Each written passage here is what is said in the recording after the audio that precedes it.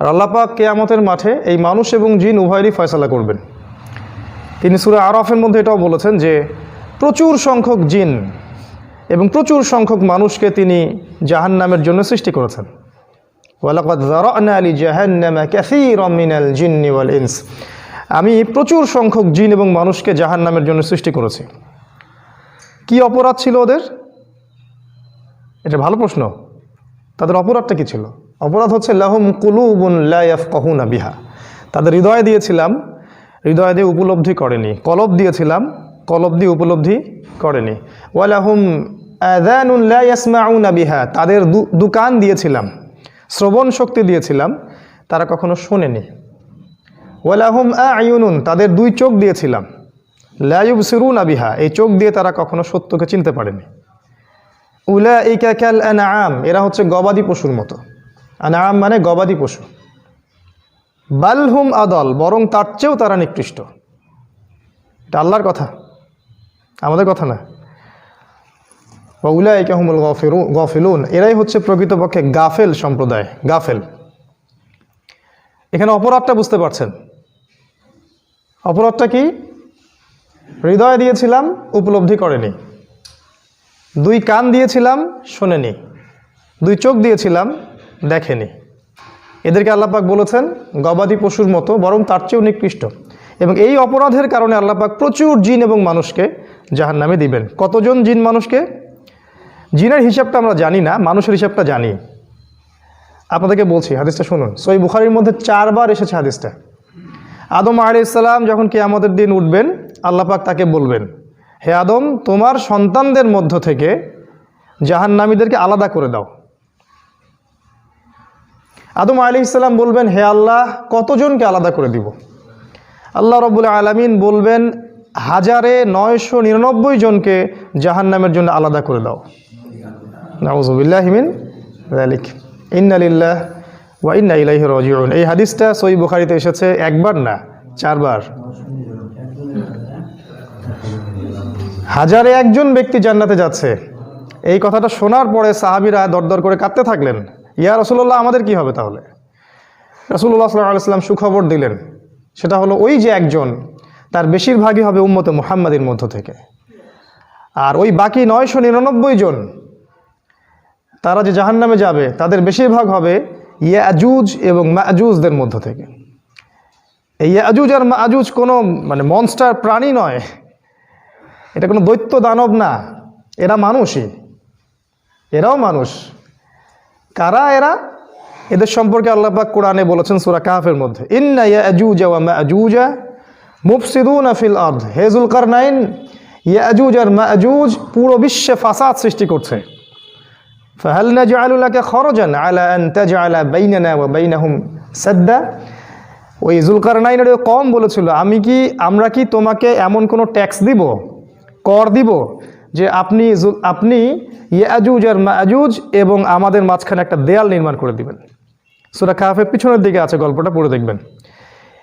এদের মূল ফাংশনটা হচ্ছে এরা সারা বিশ্বে ফাসাদ সৃষ্টি করে বেড়াবে। সমাজে ফাসাদ, রাষ্ট্রে ফাসাদ, বিশ্বে ফাসাদ, অর্থনীতিতে ফাসাদ, আপনার দেখবেন পরিবারে ফাসাদ, প্রত্যেকটা জায়গায় ফাসাদ। তো বোঝেন, ফিতনা আর ফাসাদ, অরাজকতা, বিপর্যয়। এখন সারা বিশ্বের দিকে তাকিয়ে দেখবেন কারা এই কাজগুলা করছে। সারা বিশ্বে কারা এই ফাসাদের মূল কেন্দ্র কারা? মুসলিমরা? কখনো না। খুব ভালো করে চিন্তা করলে বুঝতে পারবেন যে এই ফাসাদ, ফিতনাগুলো আসছে পৃথিবীর একটা দিক থেকেই, সেটা হলো পৃথিবীর পশ্চিম দিক থেকে। আমরা বলছি না ওরাই ইয়াজুজ মাজুজ, এই কথাটা বলছি না আমি বলছি যে তাদের মাঝখানে ইয়াজুজ আর মাজুজের খাসলত আছে। খাসলত বুঝি না? খাসলত মানে স্বভাব চরিত্র ওদের মধ্যে আছে। যাই হোক, এই হবে পরকালে কিয়ামতের দিনের অবস্থা। একটা আয়াত আপনাদেরকে শোনাই, সূরা নিসার মধ্যে এসেছে। আল্লাহ পাক বলেছেন, ইন্নাল্লাহা লা ইয়াগফিরু মান ইউশরাকা বিহি ওয়া ইয়াগফিরু মা দুনা যালিকা লিমান ইয়াশা। আল্লাহ পাক বলেছেন, নিশ্চয়ই আল্লাহ পাক তার সাথে শিরিক ছাড়া সমস্ত গুনাহ মাফ করতে পারেন। আল্লাহ পাক তার সাথে শিরিক ছাড়া সমস্ত গুনাহ মাফ করতে পারেন। কিন্তু আল্লাহ পাক তার সাথে শিরকের গুনাহ মাফ করবেন না, এই যে আয়াতের দলিল আছে। এটা আপনারা জানেন, আগেও শুনেছেন।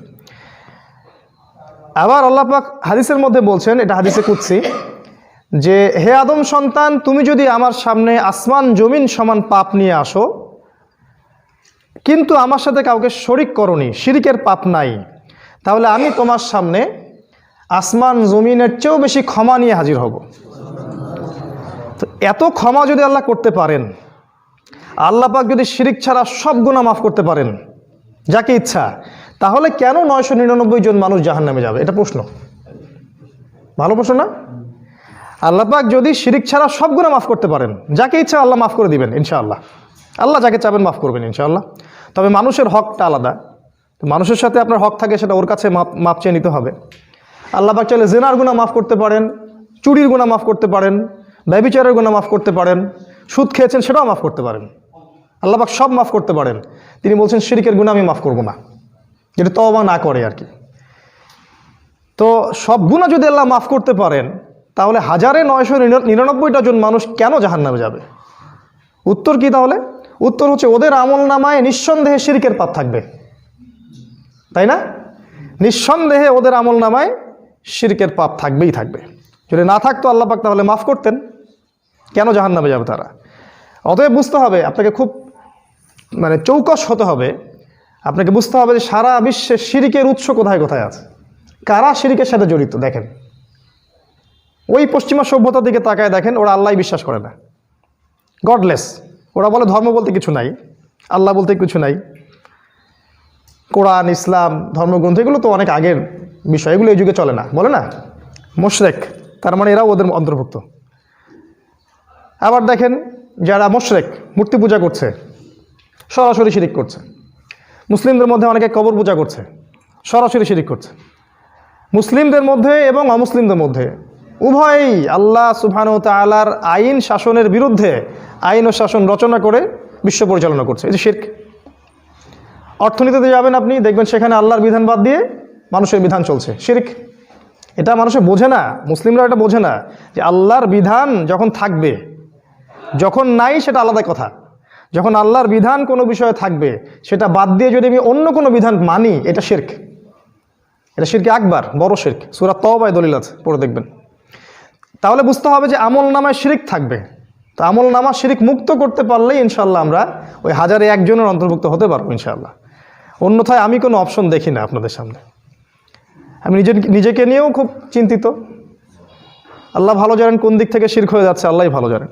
এগুলো ছাড়াও তো লোক দেখানো শিরক আছে, গোপন পাপ আছে, এমন পাপ যেটা আল্লাহ ছাড়া কেউ জানে না। বাইরে আমরা খুব মলবি মুন্সি, ভিতরে যে কত পাপ সেটা আল্লাহ ছাড়া কেউ জানে না। সুবহান আল্লাহ পাক আমাদের গুনাহগুলো মাফ করে দিন, আল্লাহুম্মা আমিন। যে আয়াতটা কেন্দ্র করে কথাটা বললাম, যে এই অপরাধের কারণে আল্লাহ পাক প্রচুর সংখ্যক জিন এবং মানুষকে জাহান্নামে পাঠাবেন। আল্লাহ পাক এই জাহান্নাম থেকে বাঁচার জন্যেই নাজিল করেছেন আল কোরআন। এবং কোরআনটা আমরা বুঝতে পারবো না, আমাদের বোঝা আমাদের জন্য অসম্ভব, যতক্ষণ না সেখানে সুন্নত আসে। যতক্ষণ না কোরআনটাকে নবী সাল্লাল্লাহু আলাইহি ওয়াসাল্লাম তার সুন্নাহ দিয়ে ব্যাখ্যা করে দেন, তার আগ পর্যন্ত কিন্তু আপনি বুঝতে পারবেন না। আয়েশা রাদিয়াল্লাহু আনহাকে প্রশ্ন করা হয়েছিল রাসূল সাল্লাল্লাহু আলাইহি ওয়াসাল্লামের চরিত্র কেমন ছিল। তিনি বলেছিলেন তার চরিত্র হচ্ছে কোরআনের মতো। কিসের মতো? তার মানে কোরআনের প্রতিটা আয়াতের উপর সর্বপ্রথম কে আমল করেছেন? আমাদের নবী মুহাম্মদ সাল্লাল্লাহু আলাইহি ওয়াসাল্লাম। এটাই হলো সুন্নাহ। তো এই কোরআন এবং সুন্নাহ ছাড়া আমরা জাহান্নাম থেকে বাঁচতে পারছি না। এজন্যে কোরআন এবং সুন্নাহকে কেন্দ্র করে আপনার কাজ হবে মূলত 6টা। এর আগেও একদিন বলেছিলাম, আবার বলছি। প্রথমত আপনাকে কোরআন এবং সুন্নাহ পড়া শিখতে হবে, পড়াটা শিখতে হবে। এখানে বয়স কোনো বাধা নয়, পড়াশোনায় বয়স কোনো বাধা নয়। যে কোনো বয়সের মানুষের জন্য এটা আল্লাহ পাক সহজ করে দেবেন ইনশাআল্লাহ। যদি নাও করতে পারেন তাহলে জ্ঞান প্রচারে সহযোগিতা করেন। যদি আপনি লিখতে পড়তে না জানেন তাহলে শোনেন, শুনলেও তো অনেক জানা হয়। আমাদের নবী মুহাম্মদ সাল্লাল্লাহু আলাইহি ওয়াসাল্লাম লিখতেও জানতেন না, পড়তেও জানতেন না। তিনিই পৃথিবীর সবচেয়ে জ্ঞানী মানুষ। আরেকজন জ্ঞানী মানুষ আছেন পৃথিবীর, কেউ বলতে পারবেন? না। কোরআনে আল্লাহ পাক বলেছেন পৃথিবীর সবচেয়ে জ্ঞানী মানুষ ছিলেন একজন, তার নাম খিজির আলাইহিস সালাম। সূরাতুল কাহাফের মধ্যেই দলিলটা আছে। সূরা কাহাফে 4টা গল্প আছে। আমি এর আগে অনেক খুতবায় বলেছি, জুমার দিনে যে ব্যক্তি সূরা কাহাফ পড়বে, অর্থসহ সুন্দর করে বুঝে পড়বেন, আল্লাহ পাক আপনাকে মাসিহুদ দাজ্জালের ফিতনা থেকেও বাঁচাবে ইনশাআল্লাহ। আরও এসেছে যে সূরা কাহাফ আপনাকে পরকালে আলো দিবে, নূর দিবে। ওই দিন আল্লাহর দেয়া আলো ছাড়া কোনো আলো থাকবে না। সূরা কাহাফের ব্যাপক ফজিলত, সবচেয়ে বড় ফজিলত হচ্ছে এই সূরাটা শেষ জামানার সূরা। এই সূরার মধ্যে শেষ জামানাকে চেনার সব মূলনীতি দেয়া আছে, এবং চেনার পরে আপনি কিভাবে বাঁচবেন এই ফিতনাগুলো থেকে সেটাও এই সূরার মধ্যে বলে দেয়া আছে। দুর্ভাগ্যজনক হচ্ছে এই উম্মাহ এই সূরাটাকে মূল্যায়ন করলো না, এখন পর্যন্ত বুঝতে পারলো না যে এটাই শেষ জামানা। এই সূরা কাহাফে 4টা গল্প আছে। একটা হলো আসহাবুল কাহাফের গল্প, গুহাবাসী যুবকদের কি হয়েছিল, 309 বছর ঘুম পাড়িয়ে রেখে আল্লাহ পাক আবার তুলেছিলেন। এটা একটা গল্প, পড়ে দেখবেন। 2 নম্বর একটা গল্প আছে, 2 বন্ধুর গল্প, একজন ধনী একজন গরিব। ধনী বন্ধুর অনেক অহংকার, সে বলে যে আমার এই বাগান কখনো নষ্ট হবে না, আমি বিশ্বাস করি না যে কখনো পরকাল হবে, কিয়ামত হবে। আল্লাহ পাক এক রাতের মধ্যে তার জমি সব ধ্বংস করে দিলেন। আর ধ্বংস করে দিয়ে আল্লাহ বললেন, দুনিয়ার উদাহরণটা হচ্ছে এই জমিনের মতোই, দুনিয়াটাও ঠিক এইভাবেই ধ্বংস হয়ে যাবে। পড়লে বুঝতে পারবেন, আমি টাচ দিচ্ছি। 3 নম্বর একটা গল্প আছে, জুলকারনাইন বাদশার কি হয়েছিল, শেষের দিকে আছে, পড়ে দেখবেন। উনি ছিলেন বিশ্বের প্রতাপশালী বাদশা, যাকে আল্লাহ পাক পূর্ব পশ্চিম সমস্ত রাজত্ব দিয়েছিলেন। আজকে আমাদের কি রাজত্ব? একটা ইউনিয়ন বা একটা ওয়ার্ড, একটা জেলা, একটা রাষ্ট্র, এই তো। আল্লাহ পাক জুলকারনাইন আলাইহিস সালামকে পুরো বিশ্বের রাজত্ব দিয়েছিলেন। যতদূর পর্যন্ত সূর্য ডোবে অতদূর পর্যন্ত রাজত্ব ছিল, যেখানে সূর্য ওঠে ওই পর্যন্ত তিনি পৌঁছে গিয়েছিলেন। এই জুলকারনাইন আলাইহিস সালাম ইয়াজুজ আর মাজুজের সাথে ওই জনপদের একটা দেয়াল তৈরি করে দিয়েছিলেন। এটা একটা গল্প আছে, পড়ে দেখবেন। আরেকটা গল্প আছে, এই যেটা বলছিলাম, নবী মুসা এবং খিজির আলাইহিস সালামের গল্প। নবী মুসা আলাইহিস সালাম বলেছিলেন, আমি পৃথিবীর সবচেয়ে জ্ঞানী মানুষ। তিনি একজন খুতবা দিচ্ছিলেন, তো তাকে একজন জিজ্ঞাসা করলেন যে আপনি তো অনেক চমৎকার খুতবা দিলেন, মাশাআল্লাহ, তো আপনার মতে পৃথিবীর সবচেয়ে জ্ঞানী মানুষ কে? আপনি কি পৃথিবীর সবচেয়ে জ্ঞানী মানুষ? মুসা আলাইহিস সালাম বলেন, হ্যাঁ, আমি পৃথিবীর সবচেয়ে জ্ঞানী মানুষ। কারণ তিনি মনে করেছিলেন আমি নবী, আর আমার চেয়ে তো অন্য কারো কাছে ওহী আসেনি, তাহলে আমি তো জ্ঞানী মানুষ হচ্ছি। আল্লাহ পাক তাকে ধরলেন, কারণ আল্লাহ পাক নবীদের ছোট ছোট ভুল ধরেন। আল্লাহ পাক বললেন, তুমি পৃথিবীর সবচেয়ে জ্ঞানী মানুষ নও। নবী মুসা আলাইহিস সালাম কাদের নবী? বনু ইসরাইলের নবী। এই যে ইহুদি, এই যে খ্রিস্টান সভ্যতা, এদের নবী, তাই না? এরা আজকে মনে করে যে এরা পৃথিবীর ত্রাণকর্তা, বিশ্বের শাসনকর্তা। ওরা যেই রাজনীতি দিবে সেটাই চলবে, যেই হুকুম দিবে সেটাই চলবে, যে অর্থনীতি দিবে সেটাই মানতে হবে, যেখানে ইচ্ছা সেখানে আক্রমণ করবে, যেখানে ইচ্ছা মুসলিমদেরকে মারবে, কাটবে। তাই করছে না?